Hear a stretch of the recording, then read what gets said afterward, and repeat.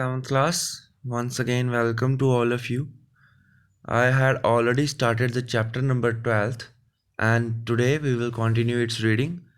So last time we had left from the part where we had discussed about the vegetative propagation, and today we will start our book reading from the next topic, and that topic is artificial method of vegetative propagation.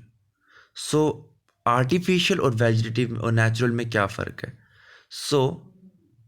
पहली बात, vegetative propagation वो type है propagation की जिसमें नया plant grow करता है naturally अपने आप, उसकी रूट से, स्टेम से या लीव से. ठीक है, रूट, स्टेम या लीव से अपने आप प्लांट ग्रो कर जाएगा. पर artificial method of vegetative propagation क्या है? इसमें प्लांट तो ग्रो करता है बट नेचुरली नहीं, हमारे एफर्ट्स के द्वारा. हम वो एफर्ट्स लगाएंगे तो जाके प्लांट ग्रो करेगा.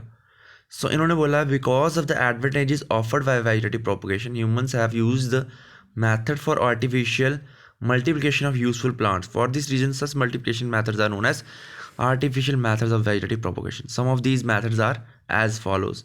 आपको बोला है वेजिटेटिव प्रोपोगेशन के एडवांटेजेस की वजह से, उसकी इम्पोर्टेंस की वजह से, उसके ज़्यादा जल्दी होने की वजह से ह्यूमंस ने कुछ खुद से ही मेथड्स ढूंढे हुए हैं जिनको आप बोलते हो artificial methods of vegetative propagation, और इन्हीं के थ्रू वो प्लांट्स को मल्टीप्लिकेट करवाता है. ठीक है, उन्हीं में से एक है कटिंग, जैसे रोज़ और शुगर केन में होती है. लेयरिंग, जो जैस्मिन चमेली के प्लांट में होती है. ग्राफ्टिंग, जो मैंगो में आप कर सकते हो, और उसके बारे में हम जानेंगे. और एक टिश्यू कल्चर भी है. ठीक है, टिश्यू कल्चर भी है. अब आ गई बात कटिंग की. सो कटिंग में क्या होता है? इसमें स्टेम कटिंग्स हम लगाते हैं. सबसे पहले हम क्या करते हैं, कोई भी एक प्लांट होता है उसकी स्टेम का थोड़ा सा हिस्सा हम काट के कहीं और लगाते हैं. जैसे आपको पता है रोज़ के प्लांट में हम करते हैं, रोज़ के प्लांट में हम क्या करते हैं, उसकी स्टेम काट के कहीं और लगा देते हैं. तो जहाँ पे हम स्टेम लगाते हैं उसकी वजह से क्या होता है, नया प्लांट ग्रो कर जाता है. सो ये हो गई stem cuttings. So stem cuttings are the short lengths of the plant which, when removed and placed to the soil with suitable conditions, develop roots and leaves and grow into independent plants. So simple language में कहा जाए तो cuttings क्या होती हैं? एक short length plant की, ठीक है, उसकी स्टेम की एक शॉर्ट सी लेंथ जिसको रिमूव करते हैं हम प्लांट से और सॉइल में लगा देते हैं. ठीक है, और जब उसको अच्छी कंडीशन मिलती हैं तो रूट्स और लीव्स उसकी अपने आप ग्रो कर जाती हैं और एक वो इंडिपेंडेंट प्लांट बनाता है, मतलब बिल्कुल नया प्लांट बनाएगा. और किससे ग्रो कर रहा है? वो स्टेम से. इस प्रोसेस को आप क्या बोलते हो? कटिंग. सो कटिंग्स क्या होती हैं? कभी कभी आपको रूट हार्मोन्स के अंदर डिप करनी पड़ती है. कभी कभी क्या होता है, वो नेचुरली ग्रो नहीं कर पाती है रूट्स में, तो उस टाइम पे आपको क्या करना पड़ता है, उसको रूट, उसके साथ हार्मोनिंग, आपको उसके हार्मोन्स की तरफ आपको यूज़ करना पड़ता है. मतलब आपको सप्लीमेंट्स की ज़रूरत पड़ती है जिसकी वजह से प्लांट ग्रो करता है. ठीक है, सो अब आपको बोला है रोज़, कॉलियस, बोगनविला और शुगर केन एंड कैक्टस. ये कुछ ऐसे प्लांट्स हैं जो ग्रो करते हैं कटिंग से, और उसके साथ साथ जैस्मीन भी है. ठीक है, अब जो नेक्स्ट है वो है रूट कटिंग्स. बहुत से प्लांट्स ऐसे होते हैं जिनमें आप शूट को यूज़ नहीं करते, स्टेम को यूज़ नहीं करते, आप उसकी रूट को यूज़ करते हो. जैसे प्लांट्स में आ गया लेमन, टैमरिंड. इसमें क्या होता है, रूट कटिंग्स आप क्या करते हो, उसको सॉयल में डाल देते हो. जो सॉयल में डालने के बाद वो रूट्स को अराइज करती है और रूट से बनती है शूट्स और वो नया प्लांट बना देती है. ठीक है, एक ये प्रोसेस आ गई. तो इस तरीके से दो टाइप्स की कटिंग होती है, शूट कटिंग और एक रूट कटिंग. इनको आप यूज़ करके नया प्लांट ग्रो करवा सकते हो. फिर हम बात करेंगे लेयरिंग की. अब लेयरिंग क्या होती है? इसमें आप क्या करते हो, जो स्टेम की लोएस्ट ब्रांच होती है, सबसे नीचे वाली ब्रांच होती है, उसको आप क्या कर देते हो, बेंट कर देते हो. बेंट का मतलब क्या है? नीचे की तरफ आप झुका देते हो. झुकाने की वजह से क्या होता है, उस पूरे की पूरी स्टेम को आप सॉइल के अंदर डुबा देते हो. ठीक है, उसके अंदर आप दफना देते हो और उसकी वजह से क्या होता है, the growing tip remains above the soil, और उसमें से जो प्लांट होता है, जो ग्रो कर रहा होता है, उसको आप बाहर निकाल देते हो. सिंपल वे में मैं आपको ड्रॉ करके दिखा देता हूँ. मान लो एक प्लांट है ये, ठीक है, इसके ऊपर ही ब्रांचेस हैं, ये ब्रांचेस हैं इसकी. तो हम क्या करते हैं, जो सबसे नीचे वाली ब्रांच होती है उसको हम बिल्कुल सॉइल के अंदर डाल देंगे. ठीक है, इस तरह से. और इसके ऊपर सॉइल लगा देंगे। और अब ये प्लांट क्या है, बाहर निकल रहा है, जो इसकी ग्रोइंग टिप है ये आपने बाहर निकाल देनी है। इसको आपने कट भी लगाना होता है यहाँ पर। कट लगाने के बाद क्या होता है, कुछ देर के बाद इसमें अपने आप जो इसकी रूट्स है वो निकल जाती हैं। ठीक है, इसकी रूट्स अपने आप निकल जाती हैं। प्लांट को हम बाद में यहाँ से काट देते हैं, और काटने के बाद क्या होता है, एक नया प्लांट ग्रो कर जाता है। ठीक है, काटने के बाद एक नया प्लांट आपका ग्रो कर जाता है। इसको हम अलग कर देते हैं, और जैसा मैं यहाँ पे अलग कर ही रहा हूँ, तो क्या होता है, ये एक नया प्लांट ग्रो कर जाता है, और ये एक नया प्लांट। अब दो प्लांट्स ग्रो करके, एक ये एक तो पहले का पेरेंट प्लांट, और जिसकी आपने शूट डिप करके यहाँ से नया प्लांट बनाया है, दूसरा प्लांट। ठीक है, इसकी पिक्चर भी हो गया, आई होप आपको उससे समझ आ जाए। सो इस तरह से क्या होता है, रूट्स ग्रो कर जाती हैं और नया प्लांट ग्रो कर जाता है। ठीक है, ये आपको यहाँ पर दिखाया भी है, जूम करके देख लो। जैसे मैंने आपको बताया था कि ये एक प्लांट है। ठीक है, ये एक प्लांट है, मैंने इसकी सबसे लोएस्ट स्टेम है वो डिप की सॉइल में, डिप करने के बाद मैं बाहर निकाल दी। ठीक है, अब क्या होगा, ये एक नया प्लांट बन जाएगा। ये एक तो पहले का पुराना प्लांट है, इसको आप काट दोगे, इससे नया प्लांट बन जाएगा। इस टाइप की प्रोसेस को आप क्या बोलते हो, लेयरिंग। सो न्यू प्लांट आप इसमें से बना सकते हो जब आप पेरेंट प्लांट और नए प्लांट का कनेक्शन काट देते हो।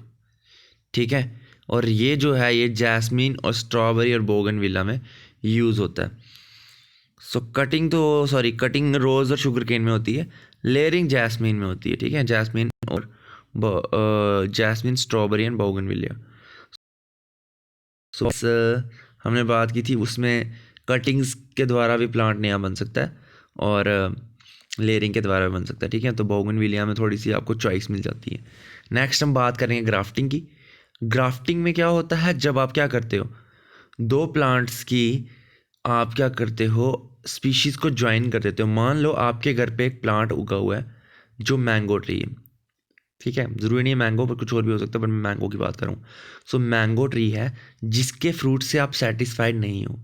ठीक है, और अब आप क्या चाहते हो, अब ये भी नहीं कर सकते कि आप काट दो उस फ्रूट को। ठीक है, आप उस फ्रूट को काट भी नहीं सकते, तो अब आप कोई अलग मैथड ढूंढोगे। तो उस टाइम पे आपको जो सजेशंस मिलेगा वो ये सजेशन मिलेगा कि आप ग्राफ्टिंग यूज़ करिए। सो ग्राफ्टिंग में क्या होता है, जब आप डिज़ायर्ड वैरायटी को दो अलग अलग इंडिविजुअल्स को यूज़ करके बनाते हो। ठीक है, the root portion taken from the plant is known as stock. जो रूट पोर्शन आप यूज़ करते हो प्लांट में उसको स्टॉक बोलते हो, और जो नया प्लांट उसके ऊपर लगाते हो उसको आप क्या बोलते हो, सियोन।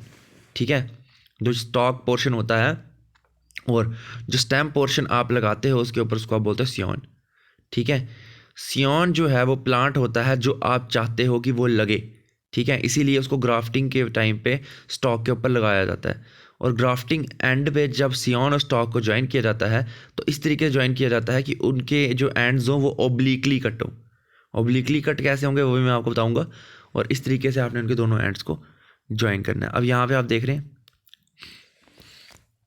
यहाँ पर ये जो है दिस इज योर सियोन, ये जो है ये क्या है, दिस इज योर स्टॉक, ये क्या है, स्टॉक है। अब क्या होगा, ये सियोन जो है ये आपको देगा रूट पोर्शन, स्टॉक क्या देगा, शूट पोर्शन। शूट मतलब स्टेम वाला पोर्शन, और जो डिजायर्ड वैरायटी आपको चाहिए वो। और इसको ओब्लिकली कट किया हुआ देख रहे हैं आप, ये इस तरीके से कट किया है, ये होता है ओब्लिकली कट। यहाँ पर भी क्या किया, ओब्लिकली कट किया हुआ है इस तरीके से, ताकि ये दोनों इधर जुड़ जाएं। फिर इनको यहाँ पर जोड़ा भी है। ठीक है, इससे क्या होता है, जो ऊपर वाली वैरायटीज़ होती हैं इसके टाइप के प्लांट्स ग्रो करते हैं आगे। ठीक है, जो ऊपर वाली जो आप स्टॉक लगा सियोन लगा रहे हो, आपको वैसी वैरायटीज़ मिलेंगी जो सियोन में क्वालिटीज़ होंगी। ठीक है, सो सियोन वो प्लांट होता है जो आप चाहते हो कि लगे, इसीलिए उसको स्टॉक के ऊपर लगाया जाता है। ठीक है, इसको ओब्लिकली कट होता है, इसको इस तरीके से ज्वाइन किया जाता है ताकि इनके दोनों एंड्स जुड़ जाएं। ठीक है, लाइटली ही सही बट जुड़ जाएं, टाइटली जुड़ जाएं, सॉरी। सो ये था ग्राफ्टिंग। अभी हम पढ़ चुके हैं कटिंग। कटिंग में हम क्या करते हैं, प्लांट की स्टेम के पोर्शंस को काट के किसी और सॉइल में लगाते हैं, उसकी वजह से नया प्लांट ग्रो कर जाता है। कटिंग के बाद हमने पढ़ा लेयरिंग। लेयरिंग में हम क्या करते हैं, सबसे नीचे वाली जो स्टेम होती है उसको डुबा देते हैं सॉइल में, और उसको सॉइल से बाहर निकाल देते हैं। डुबाने के बाद मतलब जो उसका ऊपर वाला पोर्शन होता है जहाँ से ग्रो कर रहा होता है वो टिप जो होती है उसकी सॉइल से बाहर निकालते हैं, और टिप तो ग्रो करती जाती है, और उसके बाद थोड़ी देर के जब उसका रूट सिस्टम बन जाता है तो आप उसके कनेक्शन को उसके पेरेंट प्लांट से काट देते हो और नया प्लांट ग्रो कर जाता है। फिर बात करते हैं सियोन की। सियोन और ग्राफ्टिंग की। ग्राफ्टिंग में क्या होता है, आप दो वैरायटीज़ को ज्वाइन कर देते हो, जिसमें एक की आप क्या करते हैं, रूट सिस्टम पहले का लगा होता है, ठीक है। आपने क्या करना है, पेड़ लेना है, कोई भी प्लांट होगा उसको, प्लांट को आपने कट कर देना है। कट कैसे करोगे, जैसे मैंने आपको बताया, ओब्लीक कट, ठीक है। ओब्लीक कट का मतलब क्या है, इस तरीके से कट लगा देना है, ऐसा कट, ठीक है।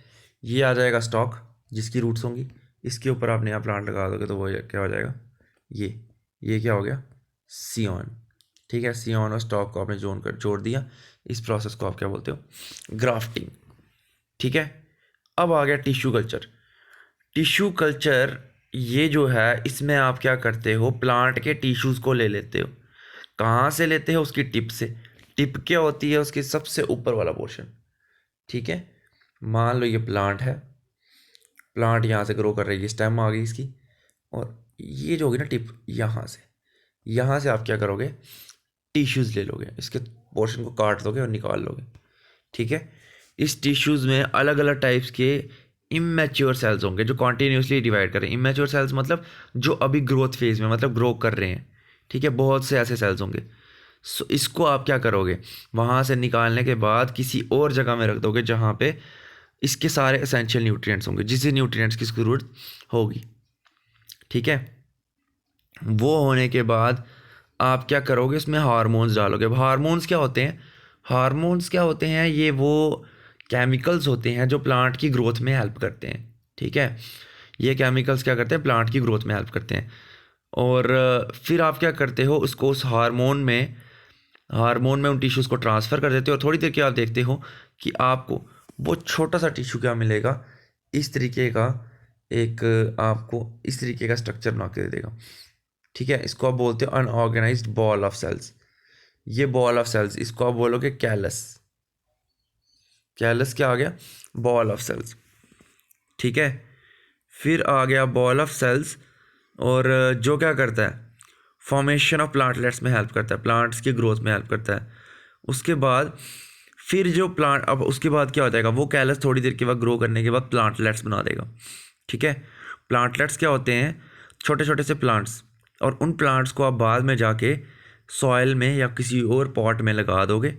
इस टाइप की प्रोसेस को, इस टाइप की प्रोपोगेशन को आप बोलते हो माइक्रो प्रोपोगेशन या टिश्यू कल्चर, जिसमें आप टिश्यू निकाल के उसको हार्मोन्स में डाल देते हो, और हार्मोन्स में डालने के बाद वो ग्रो कर जाता है और बॉल ऑफ सेल्स बना देता है। और बॉल ऑफ सेल्स बनाने के बाद कुछ देर के बाद वही सेल्स ग्रो कर जाते हैं और वे प्लांटलेट बना लेते हैं। प्लांटलेट क्या हो गया, प्लांट, छोटा छोटा प्लांट। वो प्लांट जो हो गया उसको आप क्या करते हो, बाद में जाके पॉट में डाल देते हो। पॉट में डालने के बाद वो नया प्लांट ग्रो हो जाता है। इस प्रोसेस को आप क्या बोलते हो, टिश्यू कल्चर या माइक्रो प्रोपोगेशन।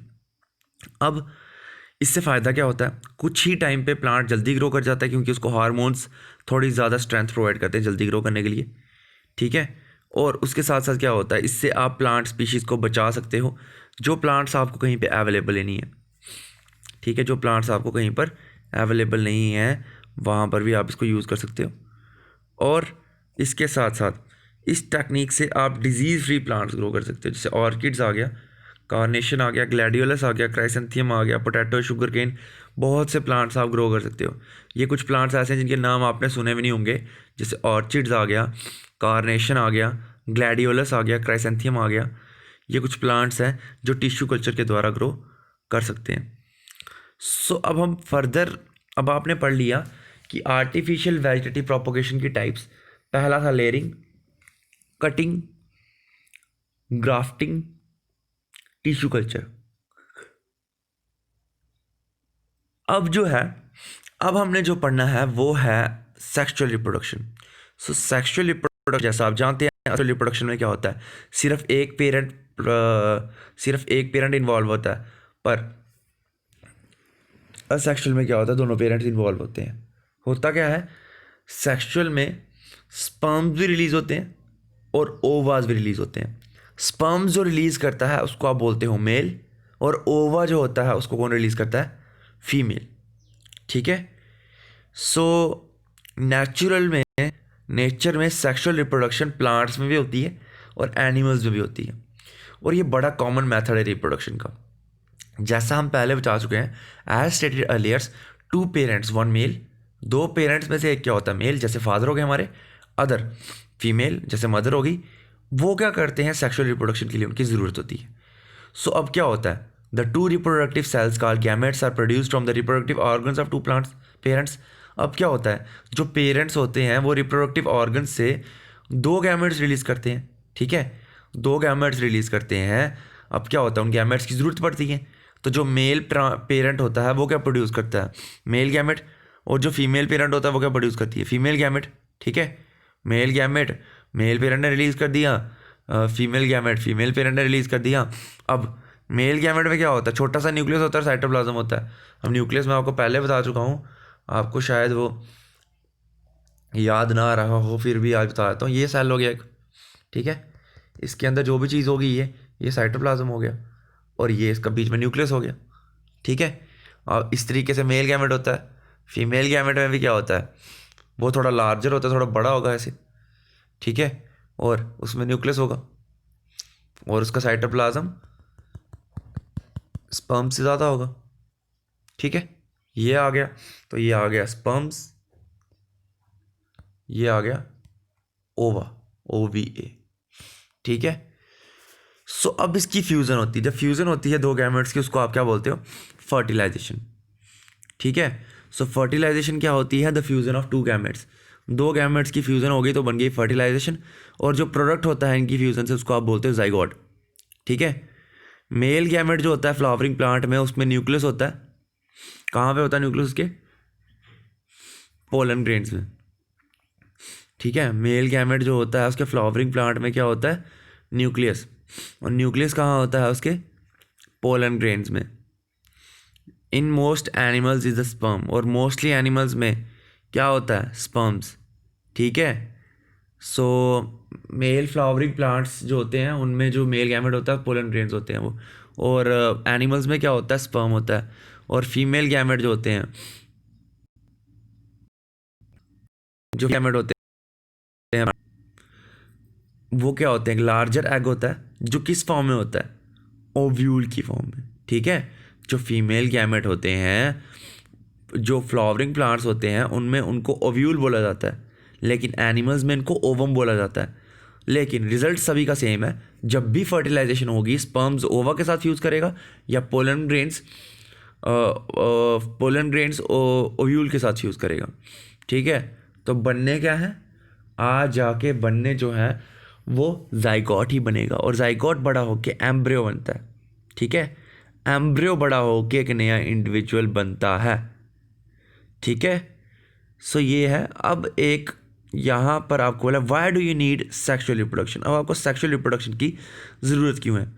तो सेक्सुअल रिप्रोडक्शन में क्या होता है, फ्यूज़न होती है गैमेट्स की, जैसे मेल और फीमेल की, और जाइगोट जो बनता है उसमें जो करैक्टर्स होते हैं, ठीक है, जो जो उसकी क्वालिटीज़ होंगी वो उसके पेरेंट्स की तरह होगी, ठीक है। और इसकी वजह से क्या होता है, वेरिएशन भी आती है। वेरिएशन का मतलब क्या हो गया, जो नया ऑर्गेनिज्म बनेगा पेरेंट्स से वो अपने पापा या मम्मी की तरह नहीं दिखेगा पूरा, थोड़ा सा उसमें चेंजेस ज़रूर आएंगी, ठीक है। तो इसीलिए इसकी ज़रूरत होती है ताकि वेरिएशन भी आए और एक लेगेसी भी चलती रहे। क्या होगा, फादर मदर के अगर बच्चे होंगे तो उनका एक नाम, उनका सरनेम जो होगा वो भी चलता रहेगा, ठीक है। लोग यही कहते हैं कुल बढ़ाना है हमने, तो ऑब्वियसली उसके लिए बच्चे होते हैं उनके, ठीक है। सो जो एक ज़रूरी भी है, एक लाइफ प्रोसेस है ये ह्यूमन बीइंग की, ताकि ह्यूमन बीइंग की जो स्पीशीज़ है वो ज़िंदा रहे। इसीलिए जो सेक्सुअल रिप्रोडक्शन है वो ज़रूरी है, ताकि क्या हो, जो चिल्ड्रन हो वो उन पेरेंट्स के रहें, जब उनकी डेथ हो जाए उनकी जगह वो ले लें, ठीक है। सो इसीलिए वेरिएशन बहुत ज़्यादा ज़रूरी होती हैं। सो उन्होंने बोला do you find such variations in organisms reproducing sexually. So उन्होंने बोला क्या वेरिएशन सेक्सुअल रिप्रोडक्शन में जितनी होती है क्या असेक्सुअल में भी उतनी होती है। तो इसका आंसर सिंपल सा है, असेक्सुअल रिप्रोडक्शन में जितनी चेंजेस आती हैं नए इंडिविजुअल में उतनी सेक्सुअल में थोड़ी ज़्यादा चेंजेस आती हैं, पर असेक्सुअल में ज़्यादा चेंजेस नहीं आती हैं। That is why sexual reproduction is best for creating lots of variations. So आज का इतना ही पढ़ेंगे हम, और नेक्स्ट हम टॉपिक कंटिन्यू करेंगे from sexual reproduction plants. I hope आपको ये टॉपिक अच्छे समझ आया होगा, and still if you have any kind of doubt then you can ask me. Thanks and have a nice day class.